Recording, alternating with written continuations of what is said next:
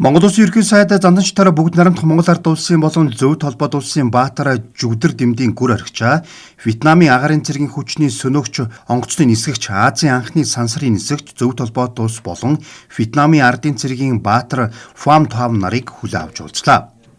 1981 оны 3 дугаар сарын 22-ноос 30-нд Зөвлөлт Монголын хамтарсан Союз 39 сансрын нислэг амжилттай болж Монгол улс иргэнэ сансарт нисгсэн дэлхийн 10 дахь орн болсон. Ерөнхий сайд энэхүү түүхэн үйл явдлын 45 жилийн мэндийг гүр архичаа Баатарт хүргээд бахархалт үйл явдал болж байсныг тод сандгаа дурсан ярьлаа. Энэ нь зөвхөн нэг нислэг бус харин Монголын шинжлэх ухаан судалгаа олон улсын хамтын ажиллагаанд шинэ утсыг нээсэн түүхэн үйл явдал. Союз 39 хөлгийн баг сансрын салют 6 станцад ажиллаж анагаах ухаан биологийн чиглэлээр олон чухал туршилт амжилттай гүйцэтгсэн нь манай улсын шинжлэх ухаанд бодиттой хувь нэмэр оруулсан гэдгийг ерөнхий сайд тодтоглоо. Монгол хүн болгон амгшсан хүүхдүүд бүр дууцгааж чинь өдөр тутмын дууны хөвшил болсон монголчуудын тийм бахархал болсон тийм сайхан үйл явдал болж ирснийг би тод санаж байна.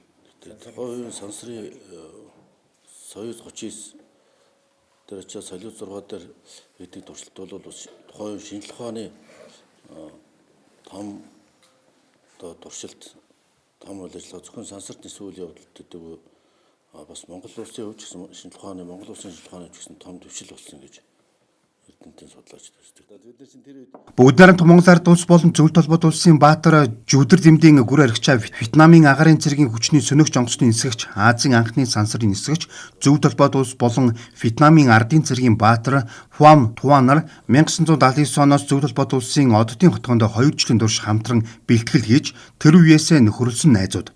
Монгол хүн сансарт ниссэний 45 жилийн ойд зориулсан сансрын хамтын ажиллагаа сэдвт агаар сансрын технологийн олон улсын эрдэм шинжилгээний хуралд оролцох хүндэт зочдын нэг юм аа. Үнэхээр манай дэлхий бол үнэхээр гоё үзэсгэлэн үгээр хэлэхэд хэцүү сайхан зураач бол зурхал баг. Тэгээд хараад миний дотор бодогдсон юм гэхдээ монголчууд яагаад хоёрхан зам битв гэд хэлчихвэ. Тэнд очиж үзсэн юм шиг тэрийг харсан хүн хэлмээр байхгүй. Тэгээд дуулаад явжсэн ард түмэндээ монголчууд. Тэгээд салют 6 станцын бүхээгд бас хоёрхан зам битвийн наран дуугаан нар банцад ангин болж авсал да. Урлагийн чөлөө цаг гэж байдаг. Тэргээр бид хамгийн сайхан уул ус байгаль. За тэгээ соёлынхоо гайхамшигтай юмнууд үзүүлдэг. Дуу хоор, морин хоороо.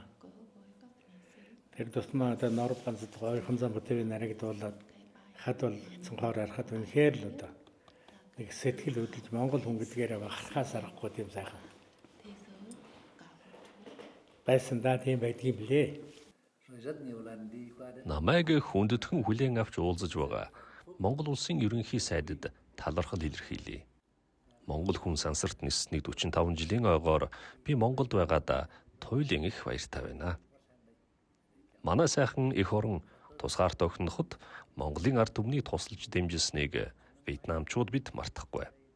Би анх оюутан байхдаа Зөвлөлт холбоот улс руу явах замдаа Монголын нутаг дээгүүр нисч хараад ямар сайхан уудам нутаг вэ гэж бодож байсан. Гүр архичаа Баатар бид хоёр олон жил найзалж байгаа сайхан найзууд. Өнгөрсөн жил би гэр бүлээрээ Монголын сайхан орноор аялсан. Ер нь манай улсын иргэд Монголд аялах сонирхол нэмэгдэж байгаа нь надад анзаарэгддэг.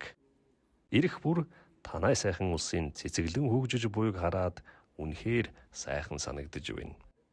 1980 онд сансарт ниссэн Азийн анхны сансрын нисгэгч Вьетнам улсын төдийгүй Азийн түүхийн амжилтын эзэнтэй уулзаж байгаадаа ерөнхий сайд талархал илэрхийлээд хоёр Баатарын нөхөрлөл бол хувь хүмүүсийн харилцаа төдийгүй Монголд Вьетнамын ард түмний найрамдлыг баттгаж ирээдүйн хамтын ажиллагаанд урам зориг өгсөн нөхөрлөл юм гэдгийг онцолсон юм а.